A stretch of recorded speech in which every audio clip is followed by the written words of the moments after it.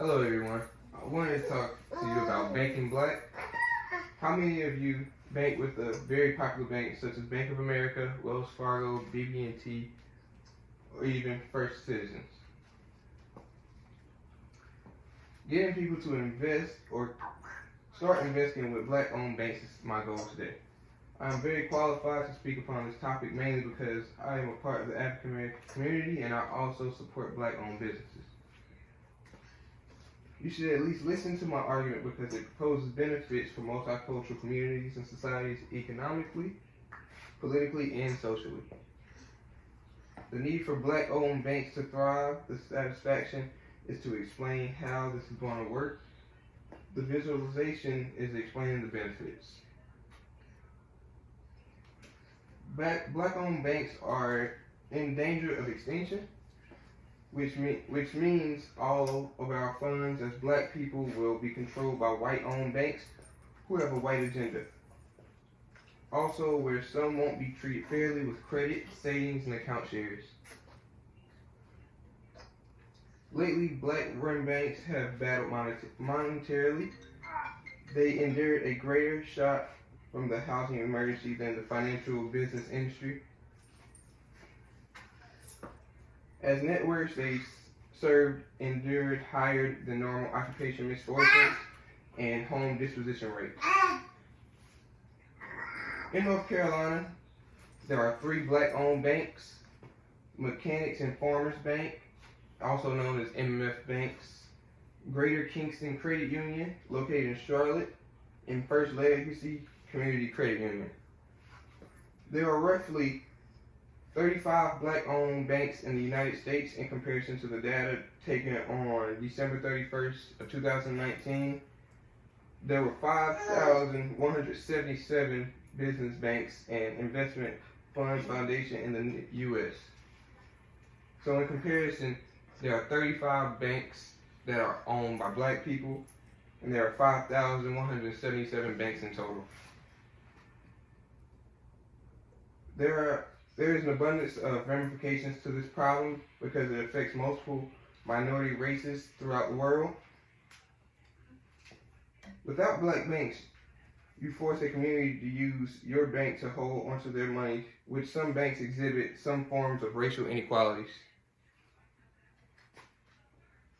Black-owned banks are at a huge disadvantage in the economic community. Black-owned banks are in desperate fight trying to stay afloat. White banks are almost monopolizing the banking industry.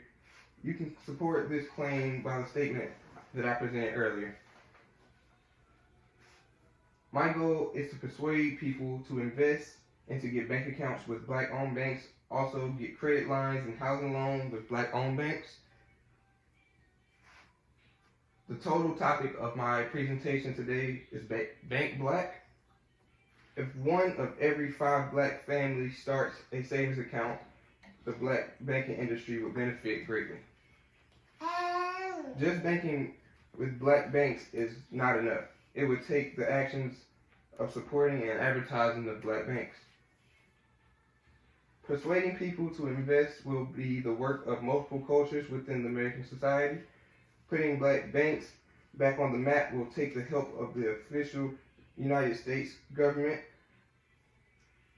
We will attempt to get black and white celebrities to support and to invest. Black banks provide some relief and extra assurance. Now I will present the benefits of banking black. There are political benefits. Reforming black banks will help politically by presidential elections. We will have black candidates truly backed by black money. It will also affect policy changes because we can't make black change backed by white money.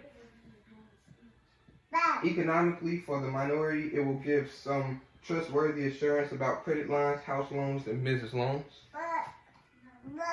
Socially, for example, we will be able to affect true change in education and provide money to black communities and schools instead of funding being based off geographics. Without black banks, you will eventually force minorities to start pulling money out of white-owned banks. Without black-owned banks, you will see an increase in homelessness more crime, and medical health care controversies. As a productive, law-abiding citizen, which would you prefer? Increases homelessness, more crime, increasing in abandoned neighborhoods, or black banks affecting real change with schools, politics, healthcare, and economics? If you want to see true change in your community, head to the